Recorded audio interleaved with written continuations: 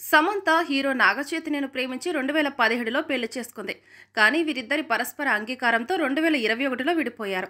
గత ఏడాది నాగచైతన్య హీరోయిన్ శోభితా ధూళిపాలతో రెండో పెళ్లి చేసుకున్నాడు.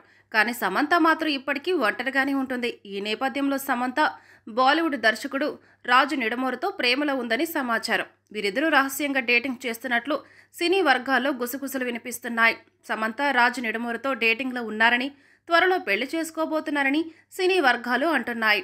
అయితే ఈ విషయంపై సమంత లేదా రాజు నిడమోరు నుండి ఎలాంటి అధికారిక ప్రకటన లేదు.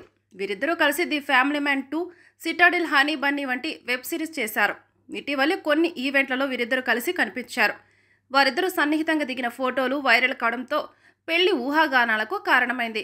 అయితే రాజు నిడమోరుకు ఇప్పటికే పెళ్లి అయిపోయింది. అయితే సమంత కోసం తన భార్యకు విడాకులు ఇవ్వబోతున్నాడని బాలీవుడ్ మీడియా అంటుంది. ఇప్పటికే వీరిద్దరూ రహస్యంగా ఎంగేజ్మెంట్ కూడా చేసుకున్నారని సమాచారం.